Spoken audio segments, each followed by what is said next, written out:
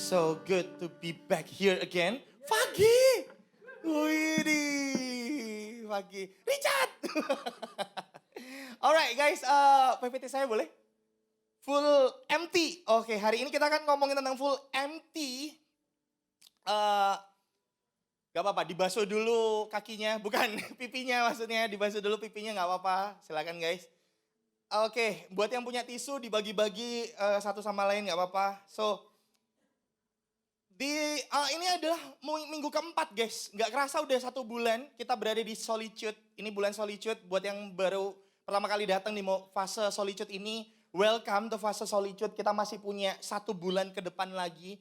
Yang which is I think ini menjadi sebuah titik di mana kita, ini ada titik apa ya, tengah.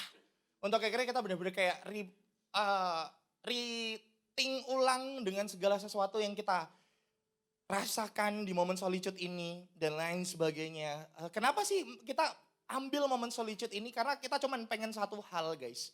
Ini buat yang belum pernah datang di fase solitude kita. Ini adalah momen di mana semua pelayannya duduk dulu. And then yang melayani para homepasternya. Dan kemudian I hope ini bukan hanya sekedar istirahat. Tetapi ini menjadi satu momen di mana kalian menemukan kembali tujuan awal kenapa kalian melayani. Kenapa kalian ada di tempat ini juga sebagai jemaat even. So hari ini saya akan ngomongin tentang full empty. Kita akan baca dulu di Filipi 2 ayat 1 sampai 11. Filipi 2 ayat 1 sampai 11. Nggak kelihatan? Baca di gadget masing-masing. Kalau nggak kelihatan ya oke, saya tidak akan menyuruh Yosua. Yos edit nggak. Baca sendiri di ini ya gadget masing-masing. So kita akan baca secara bergantian. Saya ayat yang pertama, kalian ayat yang kedua, dan seterusnya, oke?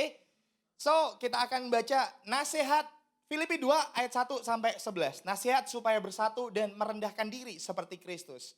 Ayat yang pertama, jadi karena dalam Kristus ada nasihat, ada penghiburan kasih, ada persekutuan roh, ada kasih mesra dan belas kasihan. Hendaklah kamu sehati sepikir dalam satu kasih, satu jiwa, satu tujuan. Dengan tidak mencari kepentingan sendiri atau pujian yang sia-sia. Sebaliknya hendaklah dengan rendah hati, yang seorang menganggap yang lain lebih utama daripada dirinya sendiri. Dan janganlah tiap-tiap orang hanya memperhatikan kepentingannya sendiri, tetapi kepentingan orang lain juga. Hendaklah kamu dalam hidupmu bersama, menaruh pikiran dan perasaan yang terdapat juga dalam Kristus Yesus. Yang walaupun dalam rupa Allah tidak menganggap kesetaraan dengan Allah itu sebagai milik yang harus dipertahankan. Melainkan telah mengosongkan dirinya sendiri dan mengambil rupa seorang hamba dan menjadi sama dengan manusia.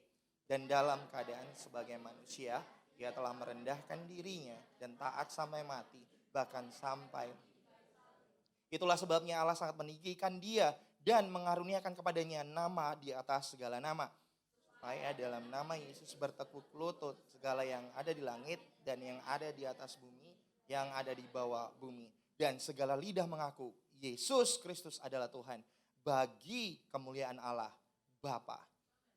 Jika kita membaca ayat-ayat ini dengan sesama, sebenarnya kita udah bisa tahu kok sebenarnya apa yang dimaksud dengan Paulus ini seperti apa. Karena ini gamblang banget, ini aplikatif banget sebenarnya yang dilakukan, yang dibacakan oleh Paulus hari ini.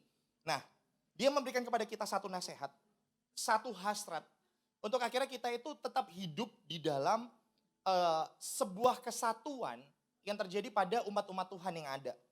Karena itu gini, pertanyaannya bersama-sama itu adalah seperti ini. Kalau kita udah tahu itu aplikasinya ini dan ini, maka pertanyaannya bagaimana caranya melakukan? Karena mari jujur, benar banget. Karena mari kita jujur, kayaknya Mikan selalu membantu saya ya, bener ya. Sohib kita ternyata. Karena mari kita jujur, di hari modern seperti ini, biasanya kesatuan kita atau kebaikan kita terhadap orang lain, itu selalu memiliki tembok-tembok dengan statement-statement seperti ini. Kamu kalau terlalu baik sama dia, kamu akan dimanfaatin sama dia. Kemudian gini, jangan terlalu baik, namanya kamu diinjek-injek sama dia. Ya kan? Atau gini, kebaikan itu hanya sebatas untuk bikin konten. Baik dengan sesama, atau gini, baik dengan sesama itu hanya sebatas sosial media. Di story kelihatannya mesra banget, aslinya nggak saling nyapa. Kelihatannya di story itu postingannya bareng. Padahal duduk 2 jam di kafe nggak ngobrol apa-apa. Ya kan? So kita akan masuk dalam poin yang pertama adalah solitude. Poin saya yang pertama adalah solitude. Saya nggak nulis di sana, tetapi saya pengen kita di momen ini adalah poin yang pertama saya, solitude. Kenapa kok solitude? Nah gini, di momen solitude ini guys, ada beberapa hal yang jujur saja, Tuhan itu kayak kuras banget dalam hati saya. Makanya judulnya full empty. Itu kayak hati saya yang penuh itu, kemudian dikuras lagi. Nah itu terjadi waktu minggu pertama solitude. Saya WL tuh. Saya WL, terus Ruben Kahun ya? Ruben Kahun ya minggu pertama ya? Aku lupa lagi. Oh Ruben gitar, Kahunnya si Zozo. Ya, ya. Terus waktu saya penyembahan di tengah-tengah tuh, saya lupa lagu apa ya. Tapi saya ngerasa bener-bener, asli sih ini gak enak sih. Musiknya kurang banget ini. Ini kayak nggak naik aja gitu. Kayak aduh ini gak enak banget tuh.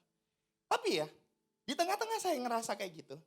Itu kayak impresi. Widih, kayak ngeroh banget kan saya. Wah saya udah mau sama. Wah karismatik saya. Iya. Kayak ada impresi gitu. Ada kayak teguran dalam hati saya. Jadi selama, ada kata-kata gini. Jadi selama ini yang kamu sembah Tuhan atau permainan musiknya. Itu kayak ada di hati saya dan pikiran saya saudara. Secara nggak sadar. Selama ini yang saya tunjukkan sebagai penyembahan saya. Itu bukan kepada Tuhan tapi kepada musik yang lengkap. Kepada perform musik yang lengkap. Tujuan saya penyembahan bukan Kristus tetapi musik yang enak didengar sama telinga saya. I wanna tell you, kadang memang dibutuhkan momen hening. Momen di mana saat semua hal diambil dari kita. Untuk membuka kembali mata kita, agar mata kita tertuju kepada Tuhan mau. Apa yang Tuhan mau? Next yes. Kadang memang dibutuhkan momen-momen hening, untuk akhirnya momen-momen solitude seperti ini, untuk akhirnya kita menyadari bahwa ternyata kehidupan kita bukan yang kita lihat. Ternyata kehidupan kita bukan tentang fasilitas yang Tuhan taruh dalam kehidupan kita. Tetapi kehidupan kita adalah tentang hati kita dan Kristus. Nah pertanyaannya, ketika saya melakukan kayak gitu tadi, apa yang saya lakukan kemudian? Ya mau gak mau saya ngelanjutin apa yang saya ini. Apakah hati saya langsung berubah saat itu? Tentu tidak. Karena pada dasarnya manusia sejujurnya sebenarnya bisa saja dalam kehidupan kita itu ada hal-hal yang Tuhan ambil sengaja untuk akhirnya kita kembalikan fokus kita lagi kepada Dia. Bisa aja kesibukan kita yang diambil sama Tuhan. Bisa aja hobi kita yang diambil sama Tuhan. Bisa juga sahabat kita yang diambil sama Tuhan. Bisa juga fasilitas kita. Agar kita akhirnya mengerti dan sadar kembali bahwa tujuan kita itu Tuhan. Bukan tentang apa yang kita suka, tetapi apa yang Tuhan mau kita kerjakan. Demikian juga dengan ayat yang kita baca hari ini. Paulus bilang gini kan, hendaklah engkau sehati sepikir, satu kasih, satu jiwa, satu tujuan. I wanna tell you, tanpa kita sadari, seringkali hubungan yang kita bangun itu tidak memiliki tujuan yang sama. Sekalipun kita duduk bersama-sama di gereja yang sama. Satu kali ada orang yang datang pengen denger musik yang bagus. Ada yang satu juga datang pengen dengerin khotbah yang bagus. Ada yang satu datang cuman karena diajak temen. Ada yang satu datang tujuannya untuk ngelihat fasilitas lighting yang bagus. Nah sekarang pertanyaannya kepada kita semua. Ketika semua fasilitas itu diambil dari kita. Pelayanan kalian ditunda dulu. 2 bulan ini kalian gak pelayanan dulu di sini. Fasilitas lighting dan visual diambil, LED diganti TV sekecil ini. Sekarang pertanyaannya kenapa kamu tetap datang? That's the biggest question kan sebenarnya. Kalau kalian tetap datang ke tempat ini berarti pertanyaannya apa yang terjadi pada hati kalian dan apa yang kalian cari? Ya kan? Karena memang pada dasarnya kalau semisal kita bisa lihat sekarang ini, momen-momen seperti ini, apakah enak? Panas kak di chapel ini? Ya tahu. Tahu banget. Panas kak, terus LED-nya gak kelihatan. Musiknya juga kadang-kadang beleot-beleot. Kemarin Kak Doni main kajun juga hancur banget. Come on.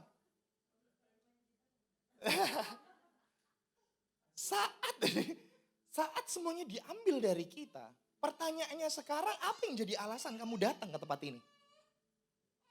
Apakah itu kembali lagi ke Tuhan? Atau kamu masih mengejar itu sehingga kamu berpikiran lagi untuk mikir 2 kali lagi. Untuk kenapa ya gue datang ke sini? Mending gue nggak ngapa-ngapain, mending gue ke PTC tadi woi. Mending gue nonton petualangan Serina. Ya? Yeah? Can you see now guys? Kadang memang distraction yang ada dalam kehidupan kita diambil dulu. Supaya kita ingat tujuan awal kita melayani. Distraksi perlu diambil supaya kita ingat tujuan awal kita melayani. Mari kita flashback sejenak. Ketika kita sebelum kita pelayanan, sebelum kita pernah mementingkan tentang dunia-dunia pergerejaan ini, sebenarnya apa yang membuat kita datang ke gereja? Kalau bukan keinginan kita untuk ketemu Tuhan, right? Kadangkala kita sering kali mix up dengan posisi ini, kita ngaku pengen ketemu Tuhan. Tapi ketika di tengah-tengah musiknya nggak enak, kita udah pikiran, wah gak enak banget ini hari ini. Jadi sebenarnya yang lu cari musik atau Tuhan? Ini sebuah pertanyaan besar kepada saya sebenarnya. Jadi sebenarnya khotbah ini saya khotbahkan diri saya sendiri. Karena sejujurnya, bukankah sebenarnya apa yang diinginkan oleh Paulus ini adalah sebuah gambaran yang seharusnya terjadi pada kita. Apa itu? Kita sehati sepikir, kita satu kasih Tuhan. Kita satu jiwa yang Tuhan udah selamatin. Dan satu tujuan kita datang nyembah dan mengenal pribadinya. Pertanyaannya, satu kasih, satu jiwa, dan satu tujuan ini kadangkala distraksi. Nggak lagi satu. Jadinya satu persatu punya maksud dan keinginan masing-masing. Kadangkala kita datang cuman pengen ini dan itu. Makanya ketika kita datang ke nyembah dan lain sebagainya, kita gagal bertumbuh bukan karena kita nggak tahu firman. Tapi kita gagal bertumbuh karena kita gagal mengaplikasikan firman. Permasalahan besar anak-anak muda adalah dia mencari kenyamanannya matanya terlebih dahulu, kenyamanan telinganya terlebih dahulu. Untuk akhirnya dia bisa melihat, ini enak nih makanya aku mau di sini. Ya kan? Kadangkala kita terjebak di situ. Tapi puji Tuhannya gini, kita punya Tuhan yang peduli sama kita. Ini yang saya percaya. Distraksi diambil dulu supaya kita ingat tujuan awal kita lagi untuk kita datang ke gereja. Kadangkala dan sering kali terjadi, Tuhan mengambil banyak hal yang kita sukai hanya untuk membuatmu kembali fokus sama Tuhan. Dan jujur saudara, saat momen seperti ini adalah momen yang bagus untuk kita mengintrospeksi hati kita. Pertanyaannya gini, apakah pelayanan yang kita selama ini lakukan itu hanyalah tugas yang wajib dikerjakan atau itu gaya hidup yang kita hidupin? Waktu kamu gak jadi usher, apakah kamu masih menyambut kedatangan temanmu di sebelahmu? Saat kamu gak jadi worshiper di panggung, apakah kamu tetap menyembah Tuhan? Saat kamu cuma jadi jemaat, kamu bakalan datang tepat waktu apa enggak?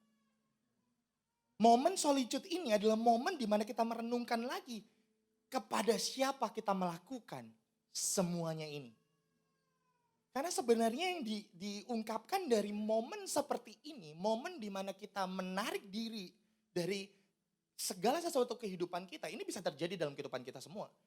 Saat teduh kita, itu adalah momen solitude sebenarnya. Saat teduh kita menarik diri dari kondisi, dari hal-hal yang kita rutinitas kita narik diri, ini waktunya buat Tuhan nih. Dan di momen-momen itu, apa yang Tuhan pengen ungkapkan sama kita? Bukankah kadangkala dalam saat teduh kita sering kali ketemu dengan, oh iya gue salah di bagian ini. Jangan kaget kalau semisal di momen solitude ini, bukan kebaikan Tuhan yang ter-reveal. Tetapi di momen solitude ini, kejelekan-kejelekan kita yang di-reveal. Karena memang dalam kejelekan-kejelekan kita akan ngeh dan paham bahwa Tuhan sedang ingin memperbaiki itu dalam kehidupanmu. Jangan berhenti di menyadari kesalahan, tapi lanjutkan dengan pertobatan. Karena yang saya tahu, kita datang ke gereja untuk sama-sama, bukankah kita sama-sama untuk cari Tuhan dan pengenalan pribadi akan Dia?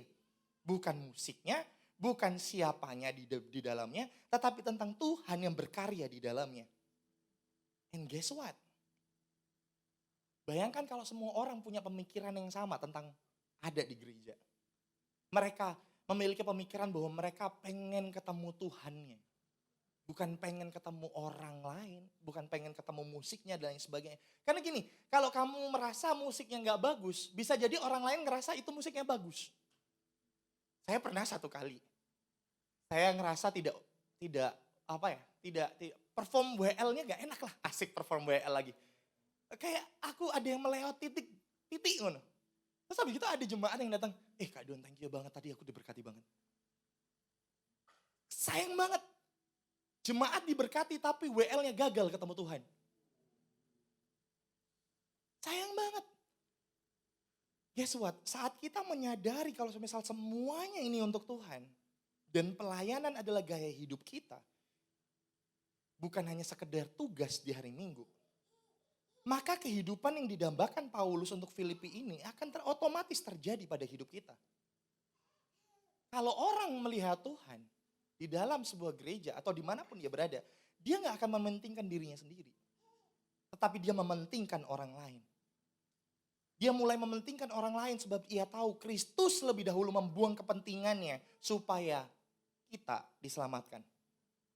Orang akan mudah memaafkan saat dia tahu keberdosaannya telah diampuni sama Tuhan melalui Kristus. Kalau orang ngerti benar bahwa segala sesuatunya yang terjadi karena Kristus dan segala sesuatu terjadi untuk Kristus, maka dia gak akan lagi mencari segala sesuatu yang cuman sekedar nyenengin aku. Tetapi kalau semisal semuanya punya tujuan untuk menyenangkan Tuhan, mereka akan saling membantu satu sama lain karena tujuan mereka nyenengin Tuhan. Satu kali saya pernah ikut kerja bakti di perumahan saya, saudara. Bersihin got. Masing-masing orang itu seringkali waktu dia bersihin got itu kan jijik-jijik gitu kan. Saya itu juga gitu, saudara. Saya jijik-jijik gitu. Kami itu punya tujuan, bapak dengan bapak-bapak yang lain gitu. Kami punya tujuan untuk bersihin got. Tapi kami punya cara masing-masing. Ada yang bawa sapu, ada yang bawa yang senjatanya patkai itu dulu. Yang itu cekroan gitu dan lain sebagainya. Mereka cuma punya masing-masing gitu. Tujuannya satu, untuk membersihkan got itu. Bayangin, kalau semisal ada orang yang cuma berpikir bahwa aku cuma pengen bersihin got depan rumahku. Yang ada yang bersih cuma got depan rumahnya, tapi yang lain tetap kotor. Dan kotoran itu tetap akan ngalir depan rumahnya. Karena memang pada dasarnya kalau semuanya berpikir untuk kepentingan bersama, bayangkan bagaimana kebersatuan itu bisa otomatis terjadi di anak-anak Tuhan. Bukan tentang selera musikmu, bukan tentang seleramu mendengarkan khotbah. Aku suka banget khotbah yang eksegese. Kalian bertanya kan eksegese itu apa? Kapok kan. Eksegese nanti tanya Gois eksegese itu apa? Aku suka khotbah yang memotivasi hidupku. Aku suka banget. Bukan tentang itu semua, tetapi kamu dapetin Kristus apa enggak? Itu pertanyaan besar buat kita. Nah, orang yang ngerti benar tentang pengorbanan Kristus, dia enggak hidup hanya untuk dirinya, namun untuk sesamanya. Orang yang ngerti benar tentang karya salib, dia enggak akan pernah egois karena Kristus enggak pernah egois. So, hari ini poin saya yang kedua adalah broken like Jesus. Kita akan baca dulu di ayat 5 sampai 8. Dibalikin ke ayatnya dulu, Yos. Ayat 5 sampai ke 8. Hendaklah kamu dalam hidupmu bersama menaruh pikiran dan perasaan yang terdapat juga dalam Kristus Yesus. Yang walaupun dalam rupa Allah tidak menganggap kesetaraan dengan Allah itu sebagai milik yang harus dipertahankan. Melainkan telah mengosongkan dirinya sendiri dan mengambil rupa seorang hamba dan menjadi sama dengan manusia. Dan dalam keadaan sebagai manusia, ia merendahkan dirinya dan taat sampai mati. Bahkan sampai mati di kayu salib. You know what?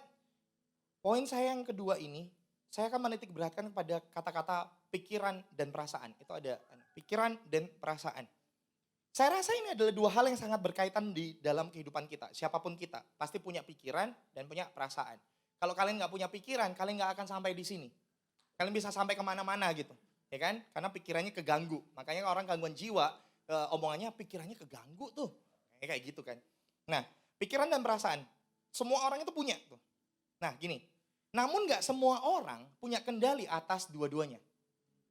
Nggak semua orang punya kendali atas pikiran dan perasaan.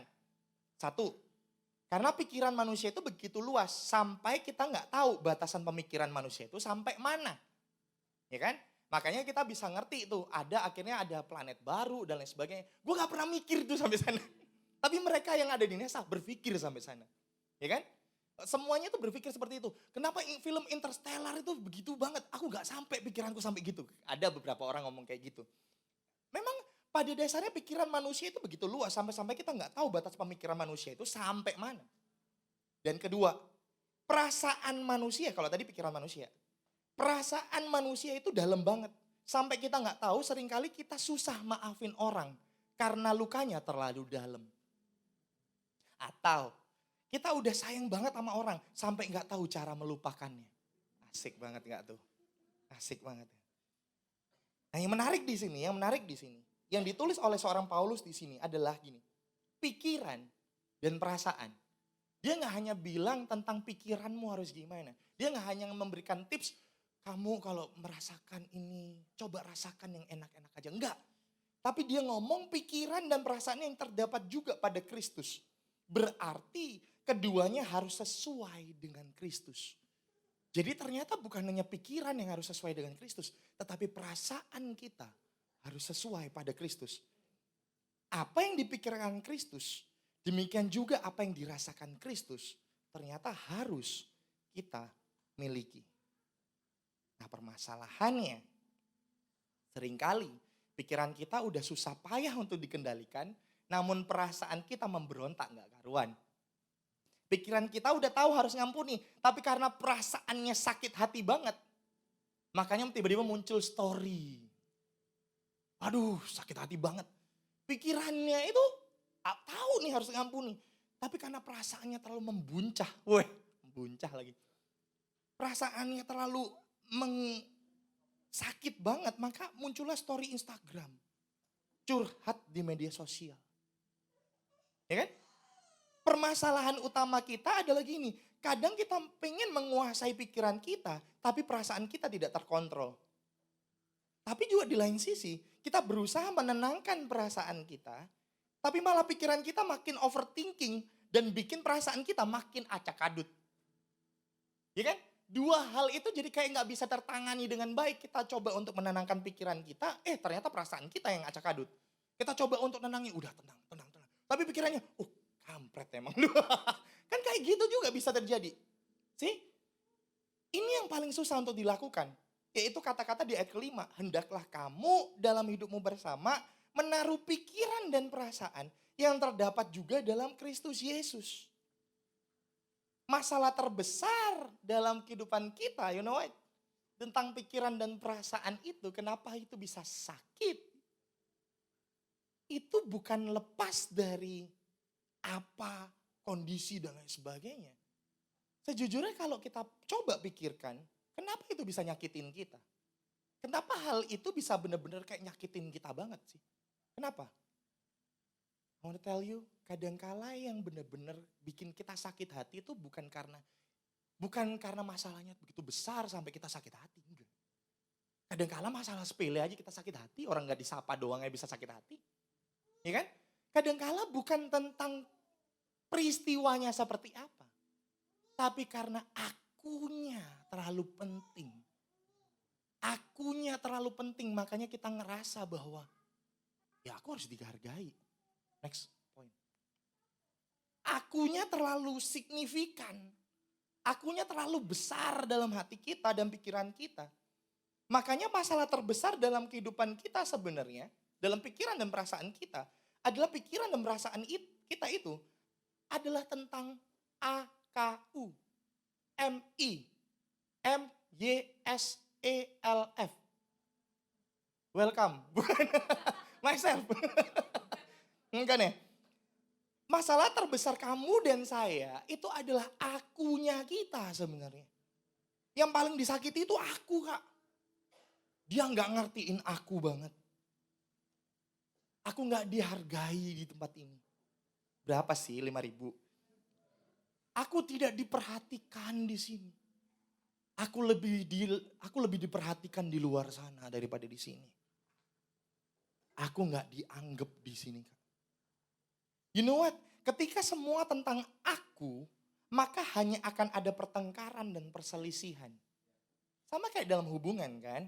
Kalau semuanya hanya tentang aku yang harus dimengerti, aku yang harus diturutin, aku yang maunya kayak gini, kamu harus nurut. Aku yang harus ini dan itu. Maka yang terjadi bukan kerukunan tapi pertengkaran. Iya, bagus banget. Mantap, Mik memang terbaik. Kayak Mik selalu ya, mantap. Oke. Nah, ketika semuanya hanya tentang aku, maka hanya akan ada pertengkaran dan perselisihan. Karena yang dikejar sama-sama aku. Kalau semua orang ngejar aku, nggak ada satu negara. Nggak ada satu negara tentang aku. Sedangkan jika semuanya tentang Kristus, bayangin kalau semua orang menanggalkan akunya, dan semua orang bicara tentang Kristus, maka semuanya akan saling membantu. Karena tujuan cuma satu, Kristus disenangkan. Bukan aku, tapi Kristus. Ada satu ayat yang saya lupa masukin ke sini. Ada satu ayat dari versi The Message, Filipi 2 ayat 8, itu bilang gini. Saya harap bahasa Inggris kalian oke ya. Saya tahu bahasa Inggris kalian oke. Having become human, he stay human. It was an incredibly humbling process. He didn't claim special privilege. Instead, he lived a selfless, obedient life and then died a selfless, obedient death and the worst kind of death at that crucifixion. Jangan suruh saya ngulangin. Susah payah barusan. Enggak ya? Oke. Ketika kalau bahasa Indonesia seperti ini. Ketika dia menjadi manusia. Dia benar-benar jadi manusia. He stay human. Ini adalah proses incredible. It was incredible, humbling process. Ini adalah sebuah proses yang luar biasa dalam hal merendahkan diri. Dia tidak klaim special privilege. Ini beda banget sama pendeta-pendeta zaman sekarang. Maafkan aku Tuhan. Klaim kamu spesial. Kristus tidak klaim spesialnya dia. Dia tidak klaim privilege spesialnya. Dia tidak klaim sama sekali. Malah dia hidup selfless. Kalian bisa cari tuh versi The Message. Filipi 2 ayat 8. Dia menghidupi kehidupan yang selfless. Kehidupan yang taat, bahkan dia mati selfless. Dia bahkan matinya itu mati yang taat. The worst kind of death. Ditulis di sana, the worst kind of death. Kematian yang sangat buruk, yaitu crucifixion. Dari sini saudara, saya belajar bahwa ternyata Kristus pun menunjukkan kepada kita bahwa hidupnya bukan tentang dia. Dia hidup bukan tentang dia, semuanya tentang kemuliaan Bapaknya. Dia melakukan kehendak Bapaknya sepanjang kehidupannya. Dari sini saya belajar saudara bahwa saat kita menunjuk keakuan kita, maka pengorbanan Kristus itu tidak akan mengubah kita. I wanna tell you, kalau kita masih menuntut keakuan kita diturutin, maka pengorbanan Kristus tidak akan bisa mengubah kita. Injil itu membuat kita sadar tentang kekurangan dan kesalahan kita. Namun jika akunya masih menguasai, maka tidak akan ada perubahan. Karena ini yang saya percaya. Diperlukan penyerahan keakuan kita pada kasih karunia-Nya. Supaya kasih karunia itu pada akhirnya merubah kita. Dibutuhkan penyerahan diri kita kepada kasih karunia-Nya, supaya kasih karunia-Nya itu pada akhirnya merubah kita. Seringkali dalam proses kehidupan kita, Roh Kudus sudah ingetin kita sebenarnya untuk akhirnya kita itu bertobat dan melakukan pertobatan itu. Tapi kadangkala kita nggak mau. And guess what? Kita nggak berubah sama sekali. Tapi kasih karunia-Nya seharusnya memampukanmu untuk berubah, benar nggak? Kasih karunia-Nya itu memampukan kita berubah memang. Tapi kadangkala kita itu dimampukan sama kasih karunia. Kitanya yang nggak mau berubah. Kita masih pengen akunya masih lebih besar. Tuhan itu nggak asik buat aku, enak aja. Enak aja dia yang salah, aku yang minta maaf. Ya kan? Satu kali saudara, satu kali. Ini kayaknya next, yes. Nah, dibutuhkan penyerahan keakuan pada kasih karunia, supaya kasih karunia itu pada akhirnya merubah kita. Satu kali saya juga disadarkan tentang ini. Gini, saya itu kalau beberapa kali punya kesempatan sharing di tempat lain, itu saya dengan bangga saya menyebut diri saya KGC Royal Surabaya. Bangga banget gitu. Kayak Royal itu kayak saya dari KGC Royal Surabaya. Kayak ini dikit gini. kayak bangga banget gitu. Saya pernah satu kali gitu. Sampai saya satu titik. Ya momen solitude ini. Saya itu karena begitu bangganya itu, sampai pada satu titik saya benar-benar kayak kena banget sama Tuhan untuk kayak, sekali lagi saya ngeroh banget. Gitu. Sekali lagi saya masih karismatik ya. Sampai saya sadar bahwa saya terjebak pada kebanggaan saya pada identitas KGC Royal daripada identitas saya ditebus sama Kristus. Seringkali saya terlalu bangga tentang identitas saya pribadi sampai saya lupa bahwa hidup saya karena Kristus. Kadangkala waktu saya bangga banget saya ngomong KGC Royal, sebenarnya saya ada di tempat itu memberitakan Kristus atau karena saya ngomong bahwa saya utusannya KGC Royal? Ayo, let's go maksudnya. Come on. Maksudnya kok itu come on, jadi ayo. Oke. Biasanya kan true, benar. Guys, gini. Mungkin kalian tidak sebegitu bangganya dengan KGC Royal. Tapi mungkin kalian punya KGC Royal kalian. Ormawamu, nama besar keluargamu, pencapaian karirmu, yang semua itu membuatmu merasa lebih hebat dan lebih wow dibandingkan orang-orang di sebelahmu. Hari ini saya mau bilang, message yang sama untuk kita. Itu harus dilepas. Kita harus mengosongkan itu semua karena Kristus pun mengosongkan dirinya. Kemuliaan yang harusnya jadi hak milik dia dilepaskan sama dia dan jadi sama dengan manusia. Hari ini saya mau bilang itu harus dilepas. Sudah saatnya semua itu dilepas. Bukankah Tuhan yang membawamu ke titik di mana kamu ada sekarang? Bukankah Tuhan yang membawamu pada titik di mana kamu bisa menyelesaikan skripsimu?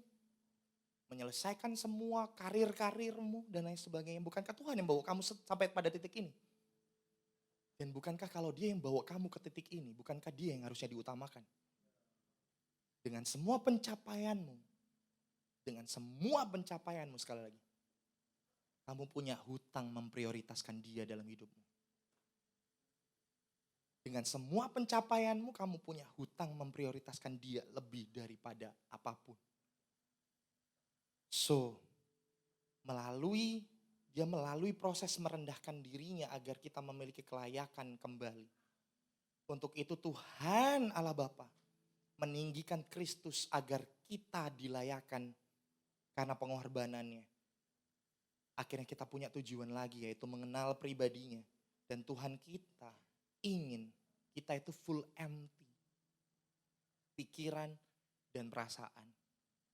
Seringkali kita itu bisa banget untuk akhirnya kita berpikir bahwa ya ini tentang pikiran kita. It's about mindset guys. It's about the mind game. Kalau pikiranmu benar, perasaanmu ngikutin. Buktinya enggak juga.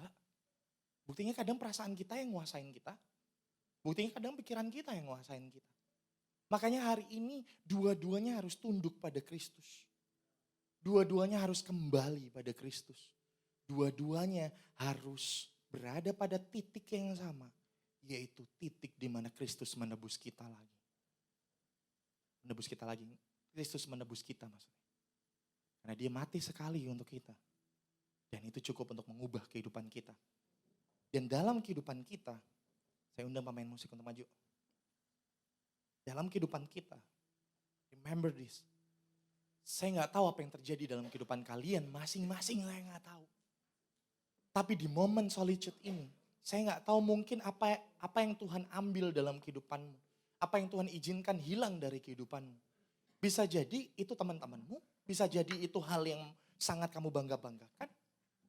Bisa jadi itu sebuah hal yang selama ini kamu pertahankan karena kamu suka banget dengan hal-hal itu.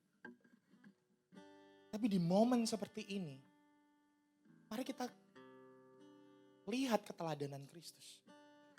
Bagaimana dia mengosongkan dirinya dan mengambil rupa seorang hamba. Demikian juga dengan kita. Saya nggak tahu pencapaianmu sejauh mana. Tapi bukankah dia yang membawamu ke titik ini? Maka dari itu balikan dia pada posisi semula. Dia jadi raja. Dia bukan ATM untuk uang-uang tunaimu. Dia bukan ATM, dia bukan banking untuk mengisi saldo-saldo rupiahmu. Dia bukan sekedar Papi Jesus yang selalu kalian panggil-panggil ketika kalian cuma butuh. No, tapi dia raja yang berkuasa atas kehidupan kita. Dia raja yang nebus kita. Dia raja yang seharusnya kita datang untuk menyembah dia dan mengenal dia. Kadangkala kita lupa sama hal ini.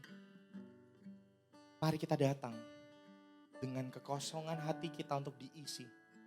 Kita datang full empty. Tapi ini yang saya percaya, kita pulang full Jesus. Kita datang full empty. Kita pulang penuh dengan Kristus lagi. Karena saya tahu satu hal. Ini yang saya bisa jamin dalam kehidupan. Dia gak akan pernah biarkan kamu pergi kosong. Karena dia yang punya keinginan untuk mengisi kehidupanmu. Bukankah dia mati buat kamu untuk melayakanmu supaya kamu jadi bait di kudusnya? Bukankah ketika dia pergi ke sorga dan dia janjikan penolong bagi kita, dia melayakkan kita untuk akhirnya kita dapetin Roh Kudus itu lagi. Roh Kudus yang beri penghiburan sama kita. Roh Kudus yang menolong kita dimanapun kita berada. Roh Kudus yang menunjukkan kepada kita kesalahan kita. Roh Kudus yang menghibur kita di saat kita lagi sedih.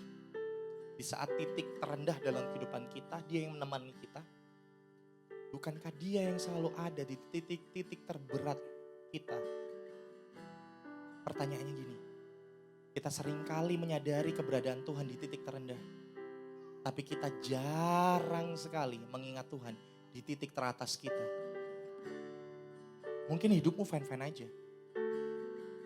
Tapi saya mau bilang, kalau hidup fine-mu itu tanpa Kristus, maka hidupmu sedang tidak fine-fine aja.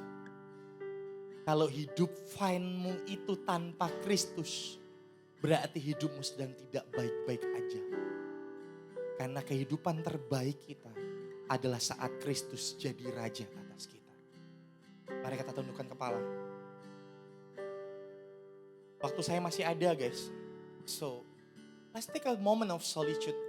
Masing-masing kita tundukkan kepala kita dan coba kita renungkan kembali. Selama ini seberapa besar Kristus dan seberapa besar kamunya dalam hatimu. Selama ini seberapa besar Kristus dan pengorbanannya itu dan semua usaha-usahamu yang kamu bangga-banggakan itu. Selama ini ketika kamu berdoa, seberapa persen tuh tentang Kristusnya atau jangan-jangan 100% tentang kamu. Saya gak tahu kerinduan terdalammu seperti apa, tapi satu hal kerinduan Kristus. Dia mau kamu hidup untuknya. I give you time, I give time. Just take a moment, just take a moment.